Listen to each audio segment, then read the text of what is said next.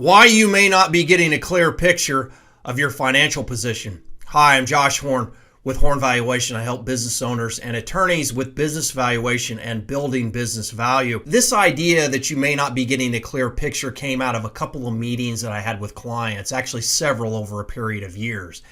And one of the things I noted is that a lot of business owners could tell me immediately what their sales were, and in some cases what the profit was, but that's as far as it went. So my suspicion is that many business owners are only looking at their P&L, that is their profit and loss or their income statement, and they're neglecting the other two areas which I think are vitally important, which are the balance sheet and cash flow. We're going to keep this really simple.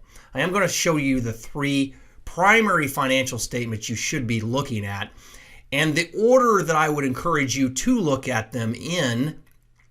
However, ultimately, it's going to be your comfort level. So I'm going to give you some simple tools to be able to do this, and we're going to compare Company A and Company B. Incidentally, and this is really important, Company A and Company B, their profit is identical. And I'm going to show you that there are some very different results between Company A and Company B on performance. Very much different in terms of how they're performing and which one would be more valuable as a business. So let's take a look at this. So we're going to look at Company A first. So let's take a look at this and see what we can learn about Company A. Company A sells $5 million a year. That's their sales.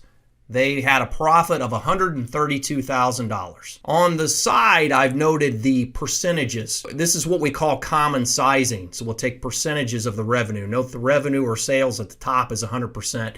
And there are percentages below to note the percentage of the revenue at the top. So we can see some things there that help us. Now note, a lot of people, when they look at their income statement / P&L or profit and loss, they don't actually common size it. They just look at the top, they look at the bottom, and they go, wow, we made money, great. We'll sleep well at night, okay? All is well. And I'm going to show you here with Company A, there are some issues, okay? So let's look at Company A's balance sheet. And just to recap here, income statement, sales less expenses, balance sheet, assets equals liabilities plus equity. Cash flow is the integration of the two. Company A's balance sheet over a 2-year period. What do you notice here? We'll look over at the change on the right. Don't spend too much time digging down into the individual line items. Note that Company A's cash over the 2-year period went down. Now, in and of itself isn't necessarily a bad thing, but note that that's going to become important later.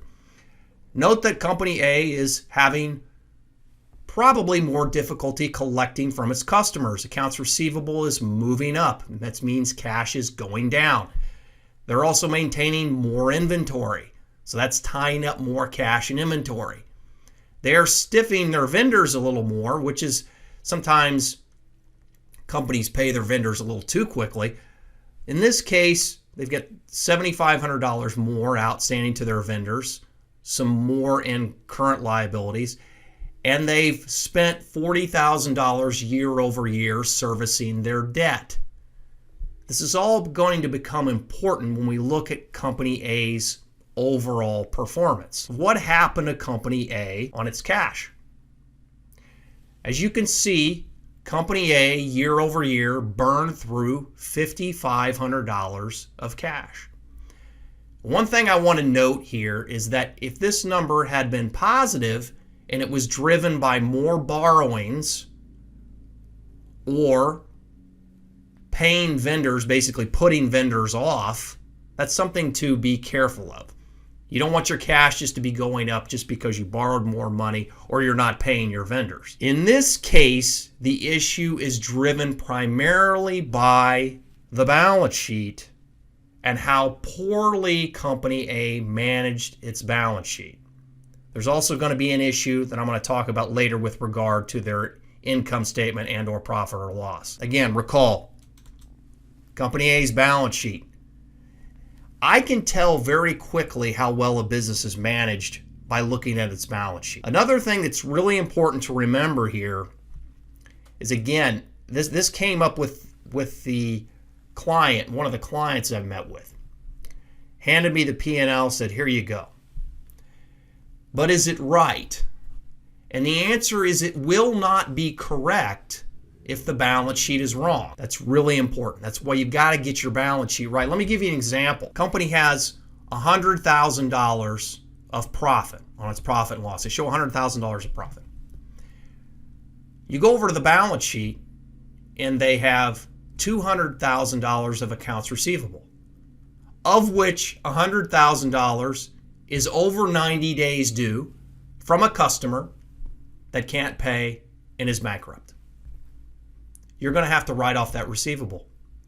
Where's that written off receivable going to go? It's going to go to your P&L, to your income statement. Now your income statement shows zero. You made zero profit. That's the problem with no balance sheet and not having a good balance sheet. Your profit and loss will be wrong. So why does this matter? Let's look at Company B. Now this time I'm going to reverse the order that we look at this in, just to make it a little bit conceptually easier to see what's going on. Company B made the same amount of income, profit, $132,000. They ended the year $6,000 positive on cash flow. This is important. And they didn't do it by borrowing money. Company B performed better. They ran the business better, not just profit-wise, but they ran the business better operationally and its balance sheet. Had a little more in accounts receivable, but not near as much as Company A, you recall. Company A's receivable balance from customers kind of ballooned. A little more inventory, but not a ton more inventory. A little more accounts payable, a little more current liabilities. But again, ultimately, Company B performed a lot better managing their customers, their inventory, their liabilities, and they don't have as much debt. They did pay down their debt. They didn't have as much debt. One of the things you can take from Company A was that if you looked at the pieces, Company A had a lot more of their debt tied up, likely in fixed assets, or what we call depreciable items.